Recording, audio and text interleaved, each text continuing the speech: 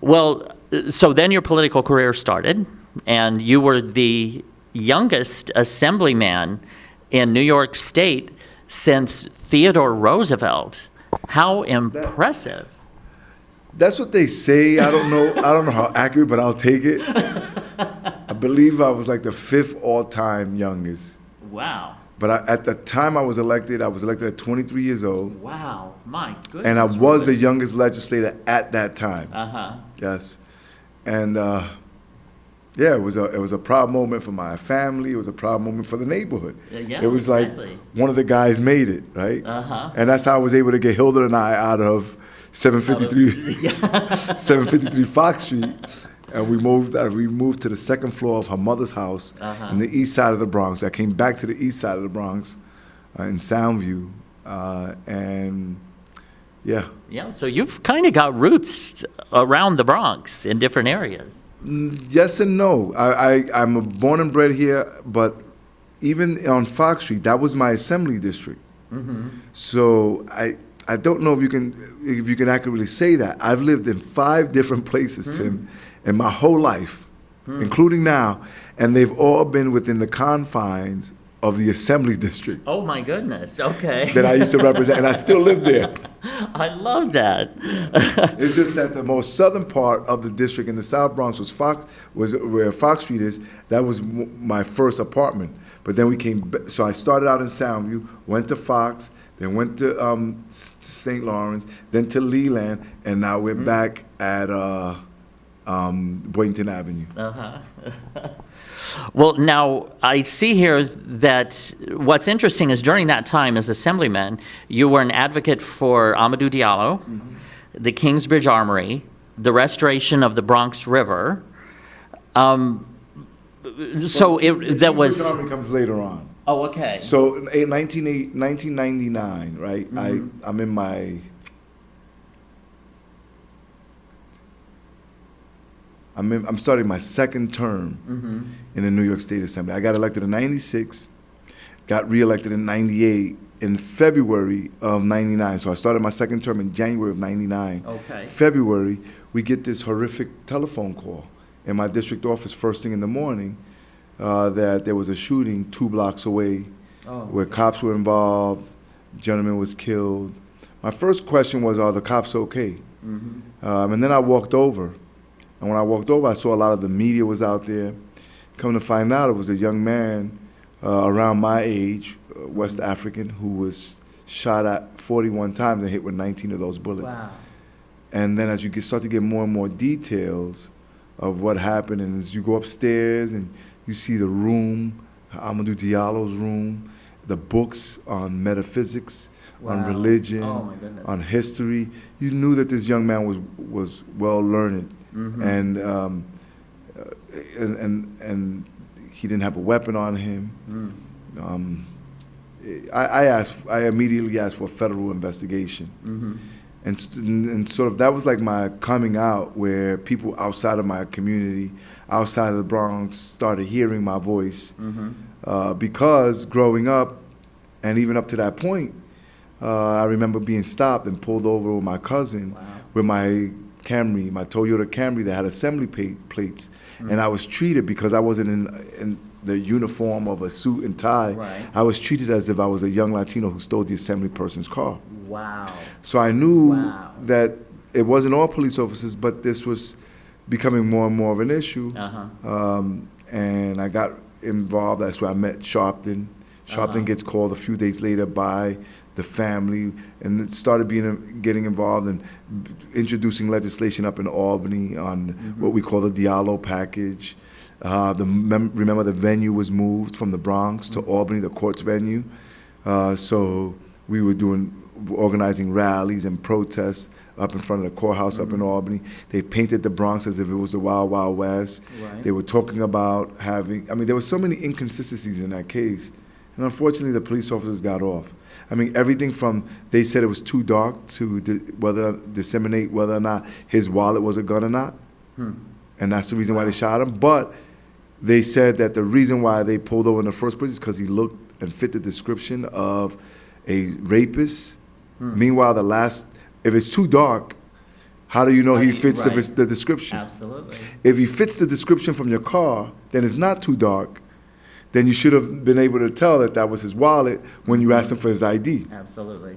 Yeah. Everything from bullet holes that were the corner, the trajectory, bullet holes from underneath his foot. So that means that they were still shooting while he was already down. Oh yeah. my goodness.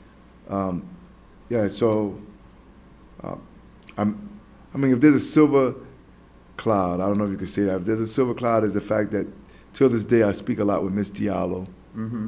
We've become good friends. Mm-hmm. And unfortunately, you still hear and read and see some of these cases still happening. Mm-hmm. Hopefully, as a society, we'll get it right. Yeah, absolutely. But I can also sense, even as you're talking about that, and just like going into his room and seeing the books, and I have down here that you're known as a champion for working families in the Bronx. Like, you understand people. A lot of politicians kind of separate themselves. You seem to be able to relate and understand people in a way that I find unusual in the average politician or leader of a community. Well, I still live in the neighborhood that I grew up. Right. I've been blessed, but you know, I'm human. I'm normal. I have family members. I have friends. I still live there. I lived the struggle. I've been blessed to this day, but you know, you live that struggle. You see it. I still see it. I still go to the food bazaar and the Brooklyn Plaza. I still go to many of the neighborhood stores, and I know that you get a lot of elected officials who say that, but I'm not just saying it. Like, right, exactly. So you understand it, and you need to approach this profession as one of service, as one where you have been blessed and honored by the community to be able to represent them, and just, I mean, if you're not doing this to try to do something significant, like creating jobs, as the borough president, we've created, thousands and thousands of jobs. We slashed unemployment by almost half since I've been here. Incredible. Creating housing, affordable housing, 16,600 units. Restoring and repairing our parks so the kids don't have to play in rubble the way that I did. Make sure that the Bronx is the safest Bronx that the world has seen in 50 years. So these are all the things that if that's fun for me, right? Yeah. That's, to me, if I can't effectuate that type of change, then what am I doing this for? To have the media write bad about you, or to be criticized? No, I can just do something else. For me, the reward, for me, the counter to the criticism and everything is actually getting things done. Yeah. Yeah. Well, but that's what I mean. It's a personal thing for you. You feel it personally, and I think that's a wonderful thing and an asset, definitely. Also, being born and raised here and still living where you were raised, it is personal. Why? Because you know people personally. Right. So like Mariana, Doña Mariana, and Mr. Tony these folks aren't going to let you get away here. Yeah. We're, doing some half-ass job, Uh-huh. right? They will hold your feet to the fire. They know you personally. Uh-huh. They see you. They will pull your ear if they have to. So it is personal, yeah. Well, now, we first met, I was president of the board. We were creating a new LGBT center for the Bronx. And at that point, nobody knew your stance on the LGBT community or marriage equality. And your father, of course, was known to be anti-LGBT and very vocal about it, understandably, that the his religious beliefs. But then you stated publicly for the first time your support for marriage equality. And that's when I kind of approached you. And I have to say, your support and taking the time out, you would march with us, you attended events and spoke at events, you a press conference. Actually, the first press conference I ever did was with you, and you gave me some advice, which I so appreciated. Actually, right down here in the rotunda. but that was, and again, you genuinely gave of your time, and you accepted our community as part of the entire community that, once again, you love so well. And I was very grateful for that. That was just such a wonderful gesture. I mean, you didn't hesitate. You jumped right in and were supportive. So let me just say that I've enjoyed a lot of support and love from the LGBT community as well, both professionally and personally. My chief of staff, since my day one in the assembly, Paul Del Duca, is openly gay. My niece, Erica Marie Diaz, openly gay. I have a number of staffers here, family members, cousins, and initially I'm happy that and I'm proud of this evolution, because initially when you don't come out in favor of it, it was wrong. I was wrong. And what I saw with marriage equality in other states and then ultimately in the state of New York is that it didn't affect anybody else's life. And how could anyone be against love? How could anybody be against a union of a loving couple who just want to spend the rest of their life together? And then when you see what it means to those around you, those that you are with on a daily basis, I thought that what I didn't want to do is politicize my coming out, so to speak. No pun intended. No pun intended. No pun intended. And I'm going to speak about heterosexual family members coming out. I want to talk about that. I didn't want to politicize it. I didn't want to do it in an election year. The patience that I got from a lot of my friends in the LGBT community was that they understood that it had to be a certain timing, because then people say, oh, he's only saying it now because it is, or he's only doing it for the political gain and this and that. So when I did it was when, there was still a court decision that was before, that was coming out of the Supreme Court. And at that time there was no re-election, there was no, Yeah, that's what I was so impressed with. Yeah. Right. So it was just the right time. Now, what I was proud of as well is the patience of, like I said, of my friends in the LGBT community. Why? Because there's got to be a space for heterosexual family members of the LGBT community, to be able to come out and not hold it against them if they weren't out once upon a time.